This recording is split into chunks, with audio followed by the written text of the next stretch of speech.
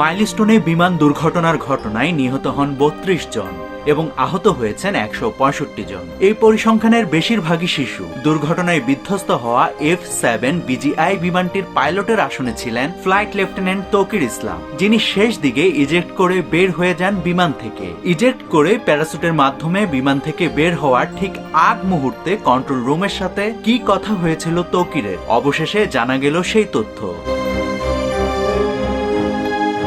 তৌকির সোমবার দুপুর 1টা 6 সময় টেক অফ করেন কুর্মিটোলায় অবস্থিত পুরাতন এয়ারপোর্ট থেকে। এটি ছিল F-7 BGI বিমানে তৌকিরের প্রথম সোলো ফ্লাইং। তবে বাংলাদেশের মানদণ্ডে F-7 BGI বিমানে সোলো ফ্লাই করার আগে কমপক্ষে আরো 2-3টা মডেলের বিমানে সোলো ফ্লাই সফলভাবে সম্পাদন করতে হয়।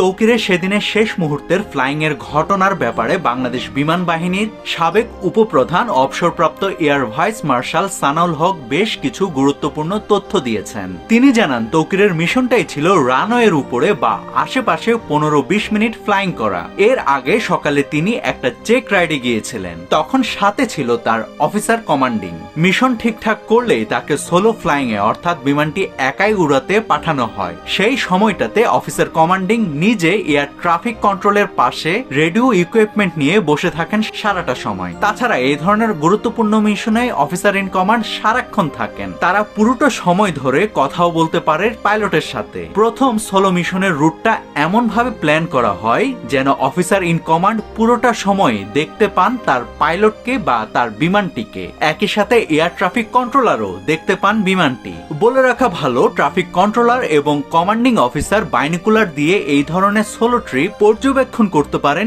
খুবই নিখুঁতভাবে।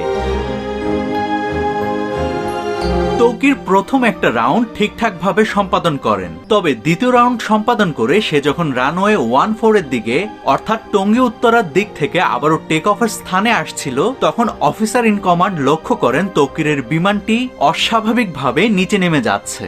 অথচ সেই রাউন্ডেও কিন্তু তৌকিরের ল্যান্ডিং করার কোনো কথা ছিল না। সাধারণত এই ধরনের ফাইটিং বা জঙ্গি বিমান 1500 মিটার উচ্চতা মেনে চলে। অন্যদিকে তৌকির যে বিমানটি চালাচ্ছিল অর্থাৎ F-7 BGI বিমানটি ঘন্টায় 600 কিলোমিটার বেগে চলতে পারে, অর্থাৎ প্রতি সেকেন্ডে 1 কিলোমিটার যায় এই বিমানটি। বিমানটি যখন ক্রমশই তার উচ্চতা হারাচ্ছিল সে সময়টাতে অফিসার ইন কমান্ড তৌকিরকে রেডিওর মাধ্যমে জানান তার বিমানের হাইটটা চেক বা নিরীক্ষা করতে।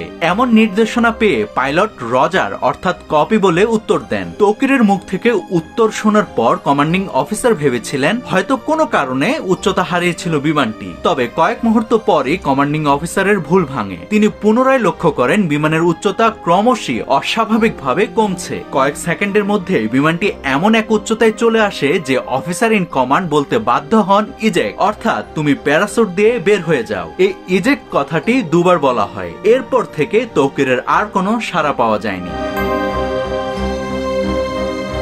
নাভিদ হাসান, সোনালী নিউজ।